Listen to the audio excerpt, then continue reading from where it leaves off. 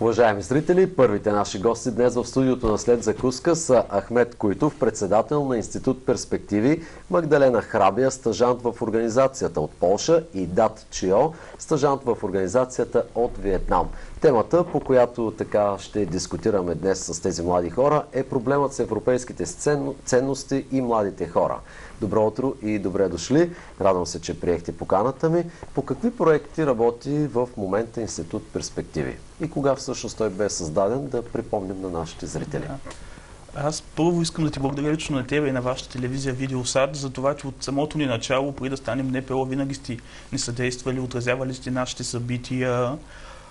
Официалното ни учреждение като неправителствена организация беше на 8 юли 2015 година, от 8 юли 2015 година, защото както преди това сме идвали при вас, ние бяхме студентски философски клуб. Тогава се учихме да работим на терен, да работим с хора, ходихме по други организации. 3 години бяхме студентски философски клуб и натрупахме голям опит от знания, практически умения и така нататък. И вече решихме да се направим наша организация. И знанията, които сме ги придобили чрез участие над 40 проекта в чужбина, в цяла Европа, вече да почнем да помагаме на България. Ти в началото ни попита по какви проекти работим. Да, в момента... Много е важно да кажем, че за да има проект, първо трябва да има един проблем. Проблема и чрез изпълнението на този проект трябва да се реши проблема. Проблема, който има цяла Европа, заради което аз съм в черно, е, че тя е почернена последните няколко месеца, дори постоянно се почерва Европа чрез... Дори от година можем да кажем. Да, чрез терористични атаки, младежката безработица и това всичките тези проблеми, като войните около границите на Европа, опитите за преврати в съседни държави.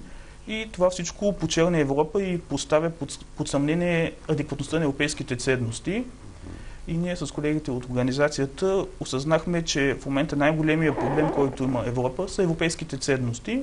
И поради това нещо решихме да направим съвкупност от няколко проекта, всичките, които да имат... Разгледат точно тези проблеми. Да решат този проблем. Не, няма да ги разглеждаме, ние вече искаме да ги решаваме. И решихме да поканим стажанти в нашата организация, които са от Европа, за да могат българите, както те знаят, ухо да чуе, ръка да пипне. Точно. И през месец април пуснахме покана за набиране на стажанти в нашата организация. Описахме точно какво ще работят. Тяхната работа е пряк досег с младите хора и да им обясняват как са нещата в Полша и в другите държави, защото те са от Полша и от Виетнам, обаче момчето учи в Италия.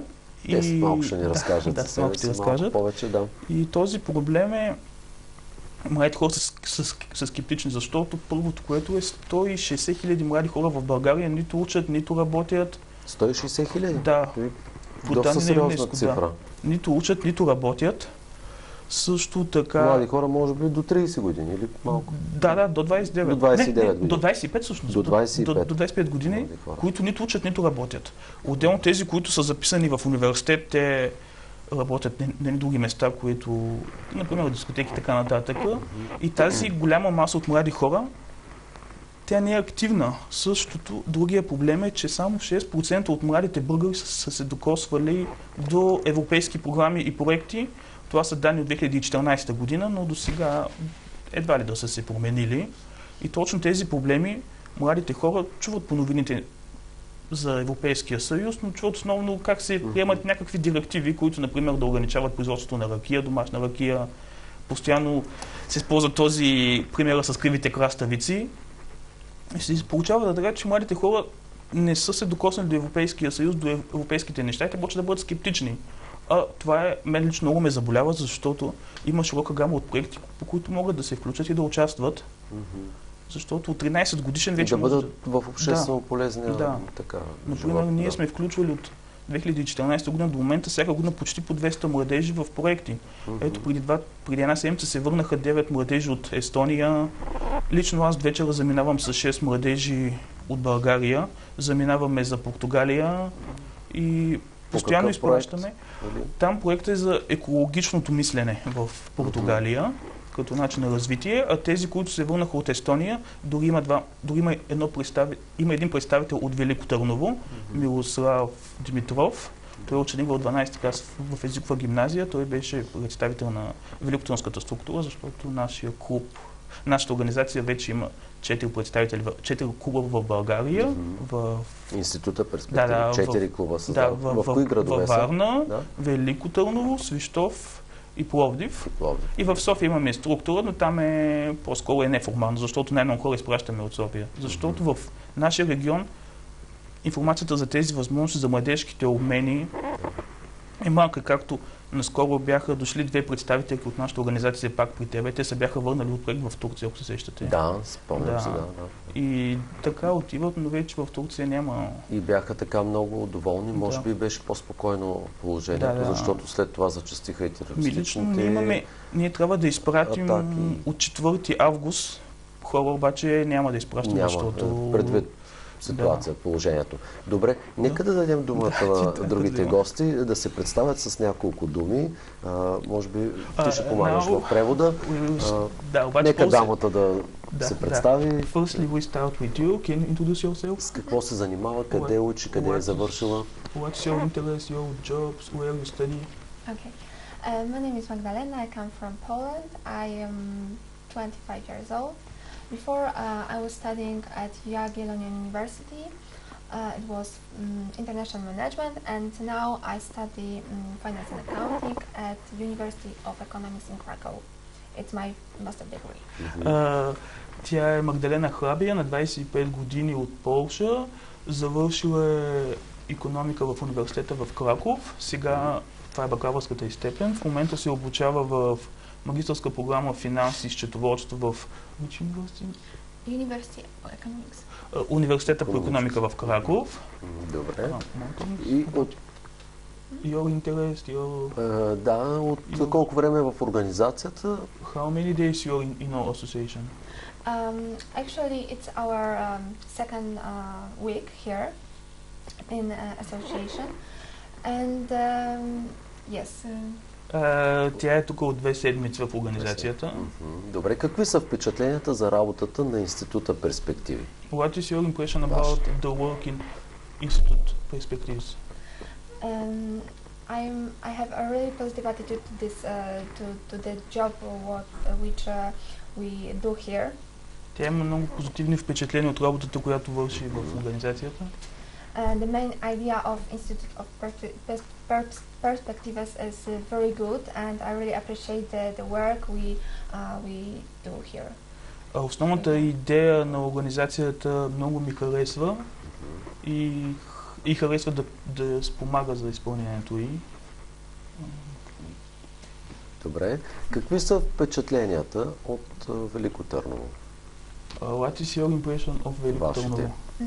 It's a very beautiful city, so I'm very impressive, and we are here only 2 days, but yes, I would like to spend here more times, but we can't. And yes, it's very, very nice place. Много и харесва. Ние сме тук само 2 дена. И всичко е чудесно. Да, красив град, красив дом. Трябва да отбележа, че те всъщност са стажанти в нашия основен офис, който е в Свищов. Защото, както знаете, аз съм от Свищов. Да, но все пак са разгледали... Сега в момента точно изпълняваме обучение. Да, вчера и днеска. Той е в младежки дом. Темата му е как да се докоснат до европейските ценности. В него се включиха 22 младежи на възраст от 16 до 20 години. И те, Магда и Дат, представиха лекции за стратегията Европа 2020 и Европейския фонд за социално развитие пред младите хора. Отделно момичето Елена Николова, което беше на наш проект в Люксембург, представи неформални методи за образование чрез енерджайзери. И Мирослав Димитров, който беше наскоро в Естония, представи какво се е случило там, защото те имаха посещение в парламента на Естония, в общината и така нататък. И заедно тези 5 човека, които сме били на проекти, представихме на другите 22 младежи от Велико Търново как да се докоснат до европейските ценности. В момента, когато сме в Свищов, там сме информирали само 17 човека, защото там проблема е много голям с информираността на младите хора, защото в Велико Търново си има култура за работа с младите хора. Може да не е много развита, но все пак си има и има си организации, които се стараят да ги включват. Да, има доста неправителствени организации. Защо може би те първо ще развиете и вие с това ще се заемете. Да, нека и той Дат Чио от Виетнам да се представи с няколко думи, да се представите.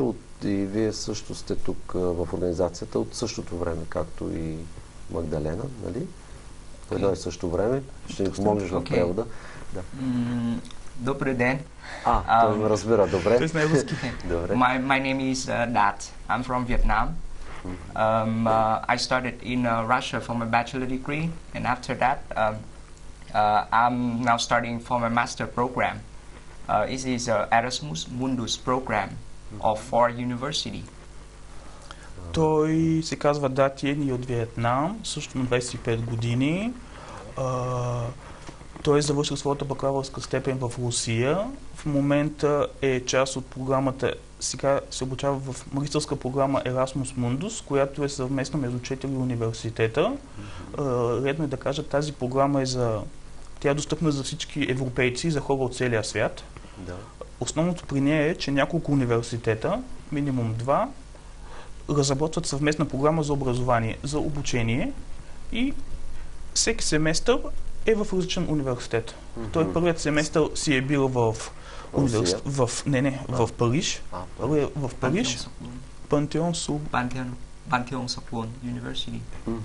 Не мога да го повторя. Сега е в университета в Венеция. Ка Фоскари във Венеция. And where is your next semester? Той е сега втори семестър. Next semester. И след семестър пак е във Венеция. Да. Добре, как ви се вижда работата на института в перспективи? Пак същия въпрос, както и... How did I find the work? No, how is your impression about the work? And what is your personal tasks to do? I went to Bulgaria to Svistov to work with the Institute Perspective 10 days ago, and in the past 10 days I did a lot of work and they were very interesting to me. My task is to read the documents of European 2020 strategy and others important documents of the development of Europe. Той започна стажа си преди 10 дена в нашата организация. Първите му задачи бяха да прочете за стратегията Европа 2020 и след това вчера представи във Велико Търново. Също така сподели, че интензивна е работата, има постоянно какво да се прави, постоянно има нови впечатления. Тоест една дейна организация, не е така само по документи, както има... Не, всъщност това е голям проблем за нас, защото има едни други НПО-та, които са почнали преди нас. Те са се научили да усвояват европейски средства, което е много грешен термин. В момента, който го чуя да се усвояват европейски средства мирише нещо. Правилният термин е оползотворяване. И понеже европейските институции, основно и българските национални агенции, така нататък, те са усетили, че НПО-тата правят нередности и в момента условията за използване на европейски средства чрез НПО-та са много, много ограничени и в момента ние искаме да работим, обаче заради хората, които са преди нас, които са злоупотребявали, при нас ни е много трудно, защото ето ние вземаме хора от млади хора, стараем се да включваме, обаче вече почти невъзможно да печелиме проекти, защото условията са много, много високи. Високи изисквания и така, като се вижда, че други, покрай други... И като ни виждат, че сме регистрирани преди една година и... По-млада организация. Обаче, може ли и впечатленията все пак да споделите от България, да кажем? Impression from Bulgaria. Все пак на толкова много места сте били. Impression and as you... От хората, може би, младите хора. Impression from the young people, from the... things in Bulgaria. I had chance to work with youth, young people, and also children in Svistov and in Veliko Tarnovo. And my first impression is that they are very active and not really shy. They are active in their speech So this is a very good thing because they will learn fast. They will learn fast and will develop in the future. Той имаше шанс да работи с млади хора от Велико Търново и от Свищов и неговите впечатления са, че те са много активни, бързо запомнят, бързо възпроизвеждат. Друго? Yeah. Continue. And about the impression about Bulgaria, I really like this country. It's peaceful, but because of the financial economic situation, Bulgaria now has not really good. But I really admire the idea of Ahmet Kyutov because he wants to develop his hometown. And I hope that I will help him to contribute to develop to the prosperity of Svistov in particular and Bulgaria in general. Сега да привеждам. Аз също разбрах, но все пак за зрителите трябва. Да, неговите впечатления от България са положителни, хората са добре настроени към него.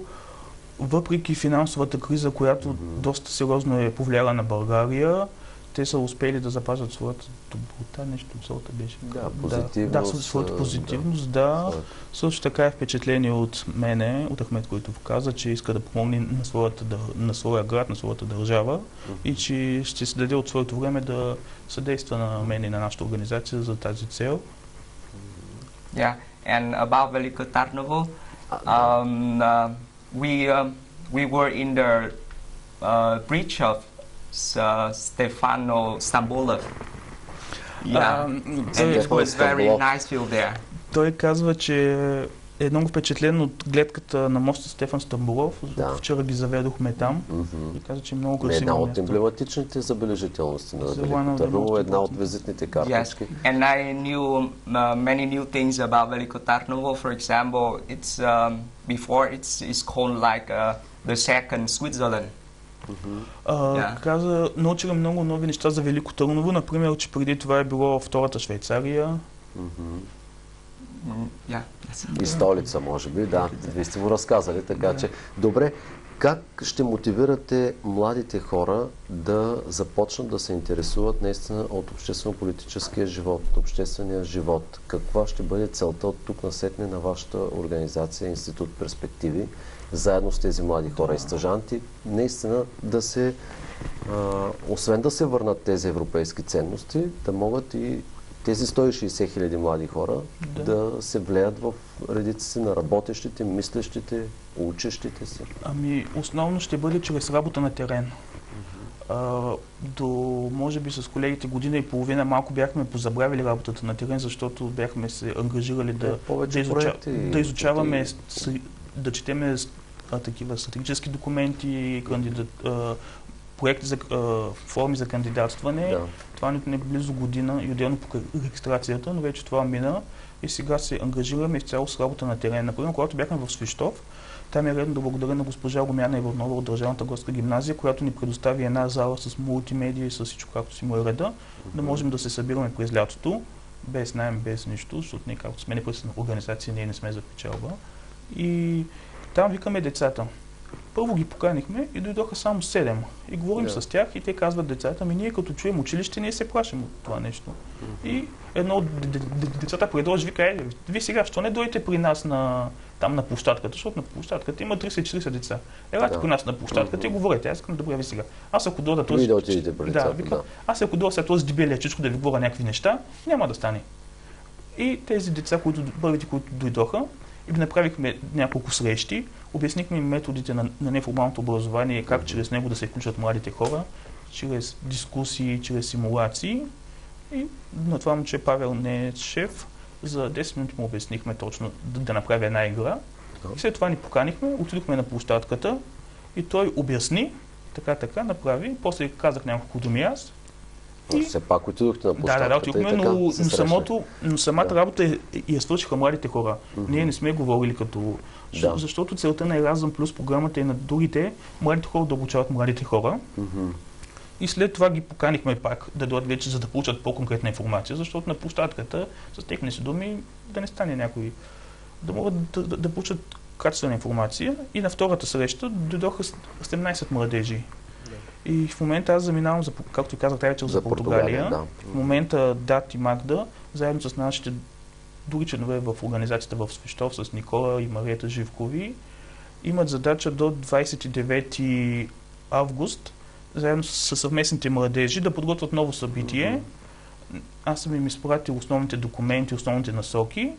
И на 1 август ще има събитие в Свищов, още не знам какво ще бъде. То вече зависи от тях как ще си го решат. И също мога да направя апел към мои познати, които са в България, които имат желание да се работи с тях, с младежите, да ни поканят и можем да отидем в техния град, няма значение къде в България. Стажантите са при нас до края на септември. На 1 август очакваме ще приемем още 2 стажанти. Те са от университет в Испания. Едното момиче обаче е родено в Колумбия. Другото момче е от Йемен, обаче учи в Турция. Те ще дойдат в нашата организация също като тях и ще правят същата задача. И е важно да отбележа, че имахме 40 кандидатури за този стаж. 40? Да, 40 кандидатури. А колко иначе ще може да... Имахме само 4, защото нямаме голям капацитет, защото офис де-факто нямаме и не е малък. И заради това взимахме само 4, за да може да работим. Иначе не можехме да вземем 40 човека, но да ги изпим, защото 40 човека за 2 месеца какво ще правят. Да, и още повече, като са по-малко, по-камерен състав, да, по-камерен състав ще да учат, ще се занимават така. Не знам, така защото ако бях вземал 40 човека, щях да се занимавам основно с тях и ще да бъде по-трудно да работят с младите, защото език много не знаят. Докато като са 4, аз съм там и постоянно. И сега, ако привлечем младежи от Свищов и от Велико Търново, които имат желание, можем да вземем повече. И, например, на 2-3 стажанти можем да им дадем един ментор, един млад човек, който да бъде с тях постоянно. Да. И това е само работа на терен е решението, защото европейските ценности трябва да се докоснат до тях. Защото когато се чуе ценност, то е по презумпция, че трябва да е само... То е ценност и трябва хората да го пазят. А докато това е голям проблем с европейските ценности, защото тя... Защо те се позагубиха? И каква е причината наистина за тези размерици в Европа, нестабилност в Европейския съюз? Ето виждаме Брексита в Англия, точно това е за... Какво доведе като цяло? Ето вие сте млади хора. Европейските ценности са... Тяхната основна задача е те да се споделят, да се мултиплицират, но също както знаете, повечето програми са добре обезпечени и повечето хора предпочитат да работят, за да могат да изкарат някакви ползи, което е нормално. Така е нормално. И така с течение на годините се получават едни затворени кръгове от организации, които само те знаят как да печелят. И тези средства не достигат до повечето хора. И те вече почват да са скептични. И както казахте за Брексита, там повечето хора, които са гласували за напускане, са от малки градове. И както подобно и например, така и в България, в по-големите градове, като Варна, в София. се усеща, че сме европейци, в по-малките не знаят даже с какво се занимава Европейската комисия или какъв орган е тя, каква е институция. В момента аз уча магистратура европейски проекти, която предстои да завърша. И там с тук в Велико Търновско или в Свищов? Не, в Софийския, да. Добре. И там част от колегите са добре запознати, обаче им липсват тези уменията да отидат при хората, защото Европейския съюз трябва да се смъкне при хората. И когато правихме конференция през месец април в Велико Търново, в моя доклад аз заложих една идея, която е, че европейските бюрократи, особено тези, които са в България, трябва да се сетят какво се случи с 1989 година, когато за една нощ, както всички бяха партийни членове, всички бяха в някакви организации и постоянно имаше вечна братска дружба, изведнъж се промени това нещо. А тогава наистина Съветския съюз се докосва до България постоянно. А в момента това може да се случи много по-лесно, ако се случи нещо такова, и това е важно, трябва да се стигне до хората. Самите хора, които занимават с европейски средства, с европейски програми, както нас ги съветвам да излезат от офиса и да започнат да работят. Един въпрос към... Не, те сега си работят. Аз не съм казал, че не работят, просто трябва да засилят своите доброволчески... Това исках да кажа. Не, че не работят. В смисъл, обществените, може би, нагласи да променят и така да работят с младите хора. Искам един въпрос да поставя на Маги. В Полша какви са настроенията? Това е много голяма държава. Тя е в Европейския съюз. Тя излиза от бившия социалистически лагер. Ти си твърде млада. Тя е твърде млада дама, но все пак не може да няма мнение. European values. Какви са настроенията там към Европейския съюз? What is the impression about European Union in your country? Because it's the past member of the... И сред млади хора и след по-зрели. What is the impression about European Union in the young people and the older people? Actually, I think that the European Union plays very important, significant role in helping people, especially young people, integrate into society and everyday life. Тя казва, че Европейския съюз има много значителна роля при интеграцията на младите хора в всекидневния живот. А възрастните как? По-възрастните, които от двете завариха, от двете двата периода. Те как да спрямат? How the older people is impress the European Union that they live in the post-communist, in the communist period and now in the European period. The question is how older people is thinking about Europe. Means that older people which live in the before 1989. I mean in the Soviet period. Yes, I think. Ако има впечатление, разбира се. Yeah, I think that this is the better change because we came to now we are a member of European Union, and it's very good for Poland because we have more possibilities, especially for young people, like for example Erasmus Plus program, and it gives a really good chance to students, to young people to, for example, go abroad to. Тя първо каза, че това е по-добрата промяна, защото вече имат право да се включат в Европейския съюз с всичките му ползи, да участват в младите хора, да участват в програми като Erasmus Plus, да се пътуват и така нататък. Тоест в образованието това е много полезно. Изтъкна, че е полезно, да. А за по-възрастните хора, има ли, ако имам впечатление, аз пак повтарям, Нена, какво мислят те за европейския? Тук в България, искам да изразя мнение, ще те помоля да преведеш, българските възрастни хора не познават европейските институции и не знаят каква е тяхната значимост. Има такива проучвания. Там в Полша как е сравнено с тук? Actually, it depends, but I think that many people are aware of chances European Union give them. Няма точно впечатление, доколкото разбирам, но все пак възприемат и Полша така настроена е добре към Европейския съюз. Това, което аз разбрах. Аз се важно да отбележа, че аз се извинявам за мой английски, понеже, както знаете, аз съм председател на организацията, ние имаме специални хора, които има хора, които преводачи. Вие сте като в Европейския съюз, специални преводачи във всеки евродепутат по на 25 езика. И затова Англия казва не. Да, мисълта ми беше, че ние имаме специален двама човека, които занимават с превод и за всичко в нашата организация и с кореспонденцията. Но в момента студиото, както виждате, ще да бъде по-сложно, заради това ще казвам да го предложа и... Разбира се, да. Благодаря за което. Какво е мнението на Дат Чио? Все пак той идва от една далечна, екзотична страна, Виетнам, която е така по-далеч от Европейския съюз, но по-близо до Русия. Какви са настроенията там, изобщо към Европа, към Европейския съюз, в тези сложни геополитически ситуации? What is the situation, what is the thinking about Europe in your country? Because your country is more close to Russia than to Europe. What is the impression about Europe in your country? Може би неговото мнение, защото той е твърде млад също и не може да... Okay. In my opinion and in opinions of many young Vietnamese people, we are from emerging economy and we see that European Union it offers many useful opportunities for young, not only young people in European, but also non-European. Неговите впечатления са, че Европейския съюз предлага широка гама от възможности за включване не само на млади европейци, а на хора от цял свят.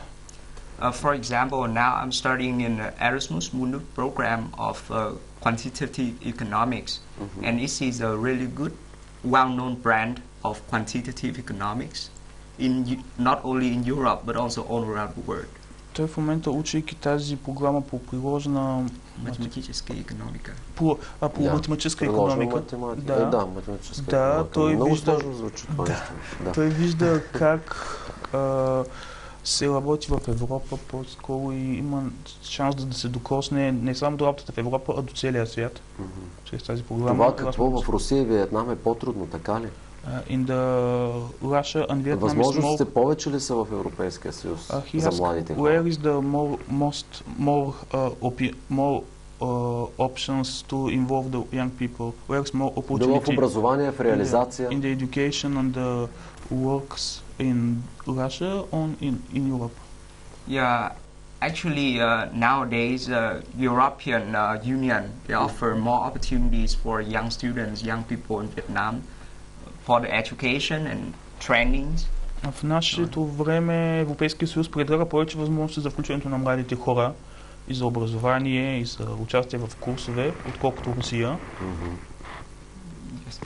А Виетнам как е? What is the situation in Vietnam? Как е там какви разлики откривате вие в образователните системи в Виетнам, в Европа? Доста университети са били в Русия. Which kind of difference you see between Vietnam and Russia and Europe? Because you study in Russia now in Europe, also in Vietnam. The difference is yeah, definitely the education in European is better, so that I chose European as my destination for my master degree, and the program here is more practical and it helps me better for my future career also. Той със сигурност казва, че образованието в Европа е на по-високо ниво от това в Русия и в Виетнам. Също така той имаше в предвид, че в момента неговия стаж е изцяло практически.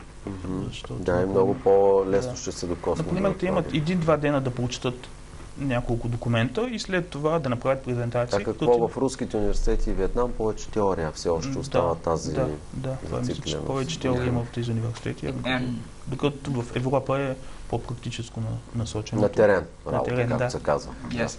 And also here in Europe I have the chance to get the Erasmus Plus grant for my internship in the summer. So I have also chance to improve my soft skills. Get more memories and cultural experience. Също така той има възможност това лято да вземе Erasmus Grant, чрез който да си обезпечи този стаж и да получи повече меки умения. Тоест за по-бързо завършване и програмите дават възможност да му е платено ли как? Да, платено му е. Добре. Важно отбележа, че той получава 700 евро на месец за този стаж, чрез който да си осигури квартира и така нататък. Другия бонус, който дадохме нашата организация беше, ние ги настанихме безплатно в къща, т.е. в моята къща, понеже за съжаление моето семейство е в чужбина, брат ми е в друг български град. Къде къща е тук? В Свищов имам предвид, да. На времето дядовците се е направили голяма и сега има доста свободни стаи. Да. И им казах, ако искате, понеже аз съм бил както тях стажант и знам, че е трудно да харчи пари, викам, елате, ще се спестите, така ще се живеем заедно и ще бъдете на по-сигурно място, защото и де-факто... Да, друго и препознати, така. Да, и друго и те де-факто получават, например, техният грант е 700 евро и те получават повече пари от ректорката на училището, където ни е настанила. И това е хубаво на Европейския съюз, че той обезпечава твоята... Ти няма сега да мислиш за как да си платиш найема. Да, да работиш допълнително, нощем и така нататък. Както българските студенти, да, трябва да работят. Аз като студента работех да. През цялото време, така че това беше. И се губи, а докато тях каза, че те вече те са осигурени, те трябва само да мислят за своя стаж и това е доста полезно. Добре, към трима ви имам един въпрос. Какво е бъдещето на Европейския съюз, на Европа? Как го виждате вие? Разделена, обединена, още по-силна, по-слаба? He have a questions about three of us. What is the all views about the future of Europe? To be together or to be separated? On more strong or more not strong? Ако погледнем така 10 години напред. If we see 10 years in the future, what will be the Europe? I think that after the Brexit event, we can see that it's not good to leave Europe. So after this event, I think that all the countries in European Union, they will try your best to together and to reach the target of 2020 in the strategy. Той каза, че след Brexit, Okay, I want to say that after the Brexit event, след Brexit, да. We can see that it's not good to leave the Europe Union. Ние виждаме, че не е добре да се напуска Европейския съюз. And after this, I think that all the countries, including Germany and France and others, they will try to sit together and to make a clearer plan for the development of all the Europe. Той мисли, че след тази случка с напускането на Великобритания, държави като Франция, Германия и всички останали ще се опитат да седнат заедно и да помислят как да развият Европа и как да се обединят още повече. И как още по-да се сплотят и да се обединят, да запазят силата. Добре.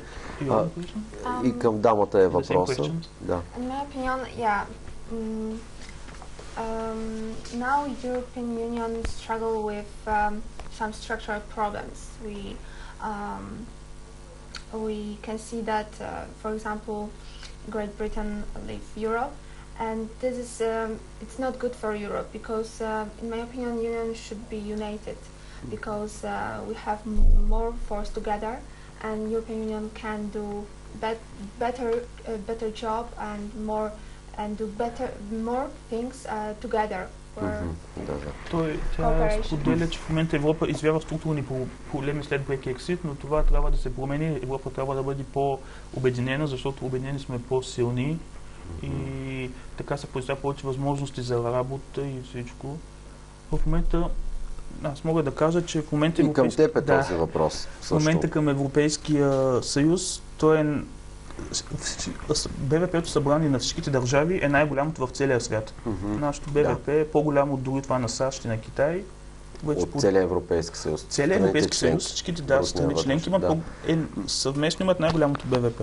Друго е да отбележа, че Европа след Втората световна война разбира, че с разделението няма как да се случи.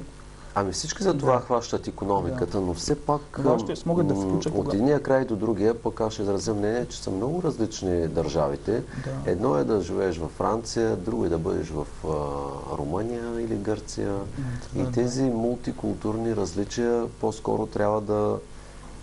Точно това разбират и хората в Европейската комисия, когато свърши предния програмен период и 2013 година и когато се разписваше новата програма Erasmus+, това е единствената програма, която има увеличен бюджет 25% повече. В момента за младежки дейности са отделени от 2014 до 2020 година 14,7 милиарда. Чрез тези пари се изпълнява една мечта на Еразъм Роттердамски, който е живял през 14 век. Той е първият мислител, който казва, че първото, което нещо трябва да се борим с фанатизма. Второто, което е, че трябва да търсим че трябва да се търсим допирните точки, а не различията. А той е живял в 14 век, когато имали възможност да пътува до няколко европейски държави и е виждал как хората търсят различията. И неговата философия е основно това, да се обединяваме покрай общини черти и да се борим с фанатизма. А тези неща са актуални повече от всякога в днешното време. Ето виждаме, фанатизма пак се развива отделно. тези неща и точно поради това европейците решават да дадат толкова много пари на младите хора, за да могат да пътуват, да живеят заедно, защото ние ще имаме възможност да си сме по-обединени, по-силни. Да, и да отстояваме тези неща, защото когато сме пращали младежи, които са имали някакви скептични настроения, някои от тях дори в последния момент се отказват да качват на самолета, защото никой не са напускали. Отиват там за една седмица на проект, срещат се с 7-8 представители на други държави, с 40 млади човека от 7-8 държави и след това, искат да останат. Когато се върнат тук, казват, много яко, искам пак да отида, беше много полезно, но много вече не мисля лоши неща, например, за представителите на дадена държава. И точно това е. Трябва да се младите хора. Хубаво е наистина да се отиди, да се види, да се работи. Но не само да отиди да се види и да се привнесе. Да участва и да се ние да извличаме. Да. Както, например, всеки вика, че в Свищов, който е един от най-бързо един от градовете с най-голям отрицателен прираст, само за миналата година са напуснали 700 човека града. Да. Ето, ние имахме желание от 40 млади хора да отидат там и да се научат на нещо. И представете си, ако има подходяща и за Велико Търново за всекъде. Да, значи ние можем да привличаме млади хора, които да са тук и да живеят и да помагат. Те сега ще дойдат млади хора в България, защото България се оказа едно спокойно място в момента в Европа за живеене. Да, ние Румъния сме едни от най-спокойните места за момента. Четох статистика, че наистина дано да бъде и така. Хората избират и българското Черноморие, и българските университети, от Балканите говорят. Например, аз наскоро ходих до на море в Егейско море, обаче там беше много жега. Задушно. Гърция е по-дълъг сезон. В Гърция или в Турция? В Турция, да. То беше до остров Лесбос. Аз като съм стигнал по нашото море, отивам си ми е спокойно, цял ли мога да се на плажа. Там отидох в 1 часа, гледам плажа беше празен, отивам 7 часа пълен и стигам. Викам сега си и отделно пясъка не беше като наши и си викам, ние тук си имаме всичко пък. Сега в Португалия ще имате, по крайбрежието, ако сте. И другото е важно да забележа, че аз съм си от Свищов и там пак имаме плажове и реки по реката. Разбира се. И аз бях доста скептичен, може би 2-3 години, но трябваше да пътувам доста време да остана със саме, да видя другия живот, за да оценя, че е хубава нашата държава. Да, че България е хубава. Просто нека да има и така повече инициативни млади хора да... Но когато само стоим тук, ние виждаме само негативните неща повечето. Виждаме неръстната икономика, изоставените заводи. Ето тях ги водих... Безработицата на млади хора. Тях специално ги водих около индустриалната част на Свищов, където на времето са работили поне минимум 20 000 човека. От тези заводи, там имам предвид завода за бетонни конструкции, изделия, Република и други. Да, имаше и химически, свилозата сега май функционира, но в много по-малки размери, мащаби. И те бяха шокирани как всичко това е направено, особено виетнамеца, защото те маги Полша, може би там е виждал подобни неща. През социалистическия период доста виетнамци идваха да работят тук. И те бяха шокирани как това е направено и сега е изоставено. И аз си чаках, ако ние сме го направили.